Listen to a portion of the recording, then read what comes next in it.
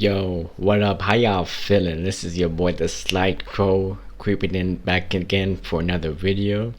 It's been a minute, but I'm back, and welcome back to the channel. So let's actually start off with the first topic, which is Starfield, and this game seems to have taken over the gaming community and the socials and the media. Everybody is having a good time talking about it. There's definitely some outliers there also that are calling it a mediocre experience, and being that's very slow and shallow game. But let's talk about it, man. Let's actually start off with our first topic here, and let me actually go into a bit of the my Bethesda's history. And back then, when I was on the Xbox 360 days, I remember being super obsessed with Fallout 3. And for its time, the sense of technicality and the scale and creativity of that game has turned me into a huge Bethesda fan. I remember the time when you can actually build a few weapons from scrap. I built a gun out of nail bullets, and you could actually shoot people with nails, which was pretty hilarious. My favorite memories of playing the game was actually going to the side quests and fighting the mutants that you see in the wasteland. And those mutants, bro, was pretty dangerous to fight off against. So yeah, there's been a lot of pretty joyful experience to be had in Fallout 3. That was definitely one of my favorite games back in the 360 days, next to Mass Effect 1. Now, fast forward several years later when Fallout 4 came out later on, and at the time when I heard about this release, I was like, nah fam, I need me to build me a PC for this game. So I ended up saving up my money and my part-time job for my first PC build. I built a budget PC with the GTX 950 at the time, and also with the budget AMD CPU. And so when Fallout 4 first came out, I was absolutely mind blown with the graphics. As I ventured off into this world, I was just so enamored by the trees and the foliage in the game, and just everything looked pretty compared to the console game. And so I'm going through Fallout 4, and fast forward several hours later, I actually came to realize that just how poor the writing quality was, and I'm just like so disappointed by Bethesda's standards at this point. It doesn't really compare. The writing is not up to snuff when you compare it to Fallout 3 in New Vegas. And sure enough, it's always fun to use the VAT style combat, to blow off a raider's head, but story for me in any AAA RPG takes precedent for me, and it's just disappointing that the way that Fallout 4 came out. I did actually look into my Steam page, and I've only had about 50 hours into Fallout 4. And maybe it could have been a lot more if the writing department was a lot better, but it is what it is, man. Now, when Starfield came out and it was in the early access stage, I definitely had that FOMO, man. I needed to get that $30 deluxe upgrade, so I did get it. And the first moment I got into Starfield and came out of the ship and to do my first mission, and I came across this outpost, I'm just like so in awe again about the whole Fallout-like experience. I'm picking up all these objects and I'm examining them, and then I get to fight these space raiders, and I'm like, bro, I forgot how much I missed that Fallout experience, fam. Like, it's been over 10 years ago, and such a awe-inspiring experience. And so with Starfield, it's definitely a slow burn type of game. I do think that part of it is because you're not getting that many skills to work off of. I feel like they should have given you the boost pack skill at the beginning, because I feel like most people would ignore that whole side of the tech tree. And I feel like the ship targeting system needs to be there at the start also, so that's also a huge con. So like after about 25 hours into the game, I don't think this game actually surpasses Fallout 3 for me story wise, but it's definitely a cool game to sink hours into and get lost into this universe. So I'm definitely enthralled to explore more and maybe find out a few more faction storylines. So hopefully it turns out good, man. And actually, let's move into our next topic, which is the IGN review. There's been a huge discourse online regarding, whether or not this game does deserve a 7 out of 10 score. A lot of people have been hyping up this game to be the game of the generation game for Xbox. So when they saw that 7 out of 10 score, it's definitely a huge fluff up. So let's actually get into this IGN review article. Is the IGN review justified?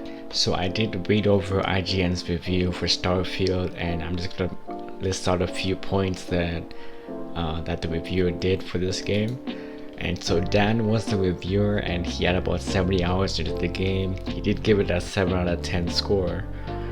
And so his pet peeves were that the fact that the exploration did not feel fun, with a heavy reliance on fast travel. And this is definitely a fair point, when you compare it to Bethesda's previous games. They did have natural levels of exploration.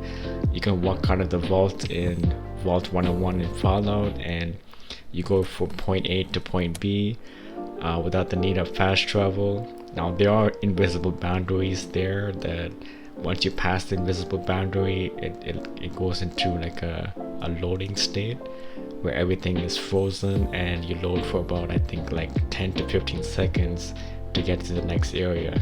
So it's not as seamless, but it was still like an open world experience. And yeah, like when you do travel, you do get into like random encounters. That was pretty interesting when you go from point A to point B on the large sandbox map. Dan did make the argument that the inventory management is poor, and also you do get a slow rollout of abilities. And I do think that's a big con, man, like the slow rollout of abilities, like the fact that you don't get like many of the good skills in the beginning is a pretty huge turn off. Dan has also brought up the fact that although there were some very good quests out there in the world in Starfield, he did bring up that Fallout 3 had such strong over-the-top moments that Starfield didn't come close to reaching, and so there was no memorable moments in Starfield's quests compared to Fallout 3. And if you take it in, like Fallout 3 definitely had some really good quests. They had some like world-defining moments when you had to save Megaton or you had to nuke Megaton. That was a huge moral choice in the game. So that I do agree with. He says that after 70 hours in, there are major quest lines that he still hasn't even touched. So like this is a huge deal, man. Like it's hard to do a review like this when you have such a game so massive in scale and scope. And like he's even saying that even after 70 hours, I haven't touched part of this game yet. Like it's such a huge game to review.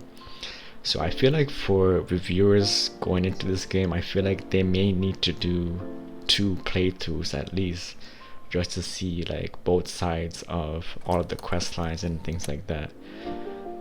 It's definitely interesting debate in regards to how you do reviews for this game. Let's go into his closing arguments. He did say that it's never a great sign when someone recommends a game on the grounds that it gets good after more than a dozen hours of playtime. But that's the very much kind of game Starfield is, and I do recommend it.